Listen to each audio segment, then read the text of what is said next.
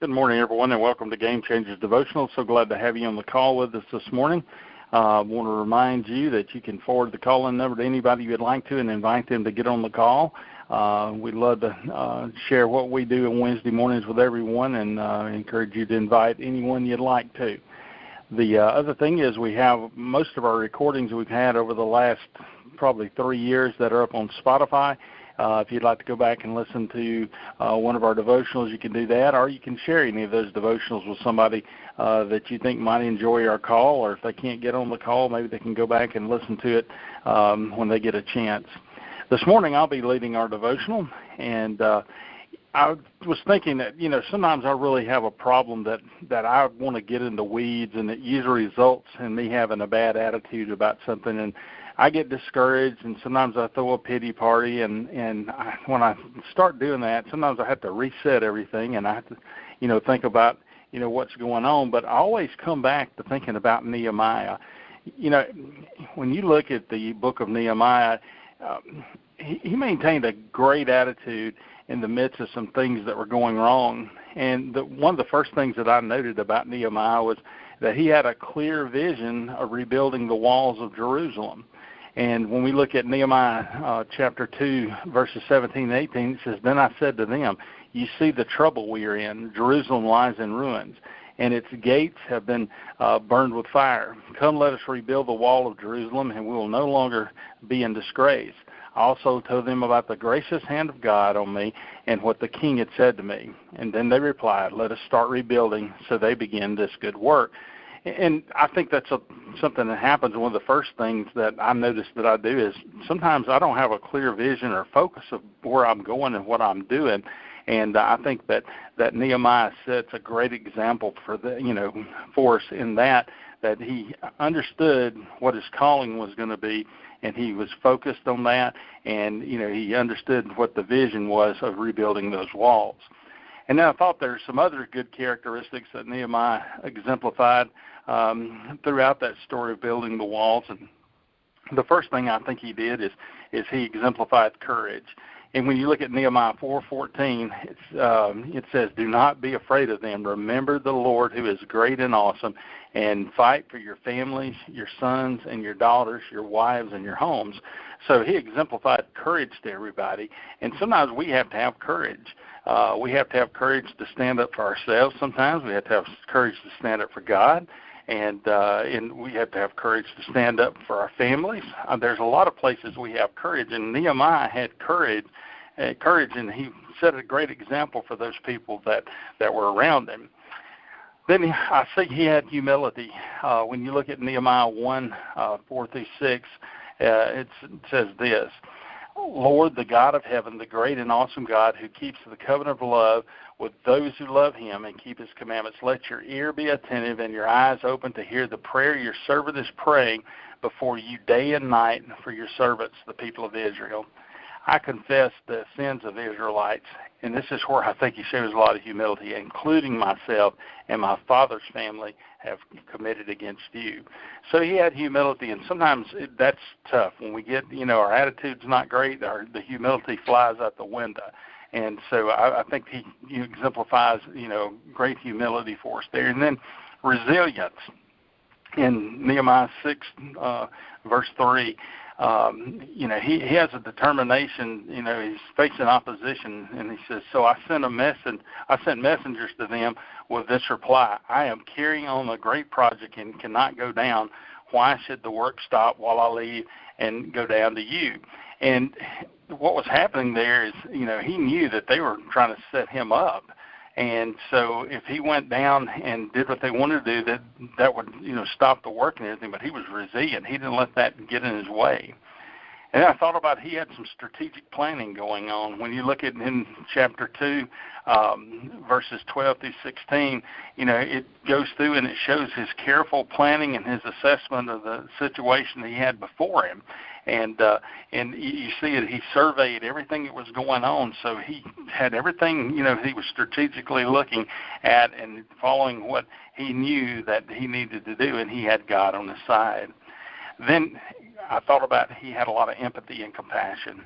In Nehemiah 5:14 through 19, it says, Nehemiah's concern for the welfare of the people and his refusal to exploit his position for personal gain is evident there. And you can see that because in those verses it talks about how that he didn't take advantage of his position, and there were other people that were taking advantage of what was going on. And that falls right into he had integrity. In Nehemiah 5:9 through 11, his commitment to honesty and justice in his leadership, and it says there, so I continued, what you are doing is not right. Shouldn't you walk in the fear of our God and avoid the reproach of our Gentile enemies? And so he was calling out people, and he was leading with integrity, and it led with a great example on that. And then he had faith. Nehemiah 2:20 says, he had trust in God's providence. He said, the God of heaven will give us success. We, his servants, will start rebuilding. So when I look in through those characteristics and everything that he had, he was able to rise up above whatever was going on. And that's what I think sometimes is tough to do, is rise above what we have going on in our life. Recently I was on the internet, and I came across an image of a bald eagle. It was flying through the air, but on his back was a crow, and it was, biting at that majestic bird as he soared through the sky. And I'm thinking, my goodness, just, with one swat of his wing, he could knock this crow out. But the crow is the only bird that's bold enough to challenge an eagle. And despite his relentless pecking, that eagle remains undeterred. Instead of getting in a battle, the eagle spreads his wings and ascends higher into the sky, and he keeps ascending higher and higher. And as that eagle reaches grander heights, the air becomes thinner, and it makes it difficult for the crow to breathe. And eventually, that lack of oxygen compels the crow to relinquish its hold that it has on the eagle, and it falls away, leaving that eagle totally liberated. That story urges us to stop investing our time and our energy in the crows that we have in life. And these crows symbolize the challenges, the distractions, and the criticisms that we can encounter. But instead of fighting against them, that narrative and that image and that story tells us that we need to mimic that eagle's behavior. So when faced with criticism, we need to rise above. When faced with challenges, we need to rise above. Or when faced with distractions, we need to rise above them. And the lesson we need to learn is to rise above. By elevating ourselves, whether through personal growth, self-development, or resilience, we can diminish the impact of these challenges, and with God's help, we can overcome anything. As we conclude, I want to challenge each of you to adopt the attitude of that eagle. When faced with adversity, let's not be overcome by fear or negativity. Instead, I think we need to embrace a positive mindset, trusting in our ability to rise above those challenges and rely on God, and then we can soar to greater heights. So I hope we can be reminded that we need to rise up, because our attitude is determined by our altitude. This week, I'm going to be striving to maintain a positive attitude in all circumstances, and I'm going to try to rise up above things, and I'm going to place a lot of things in God's hands and say, hey, you got this, and I don't have to worry about it, but I'm not going to let it affect me and drag me down. Dear Heavenly Father, thank you so much for the day that you've given us, dear God. I just pray that as we're going through storms in life, that we, first of all, rely on you, and that we know that with your help, and we can rise up above anything that comes our way. And in the midst of what we think is just an awful situation or awful storm in life, dear God, we know that when we rise up, we can be above that storm a lot of times, and we can get through that storm because we're relying on you, and our attitude of trust in you and faith in you, dear God, will help us to overcome anything that's coming our way.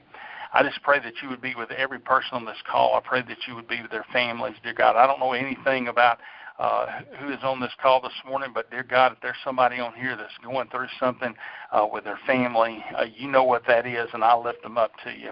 And I just pray that you would be with all those that are having to travel with work and all the storms that people are out working on, dear God, that you would be there with them in the midst of all this, and you would help them when they're tired to have a good attitude and rise above the storm and show your light to everybody they come in contact with. These things I ask in your name. Amen. Well, guys, I hope y'all have a great week this week. And remember, if you want to invite somebody to our devotional, you're free to feel free to do that. And we'd love to have additional folks on here. Remember, you can go back and listen to any of our recordings on Spotify. Hope you have a great week, and we'll see you back next Wednesday morning on Game Changers Devotional.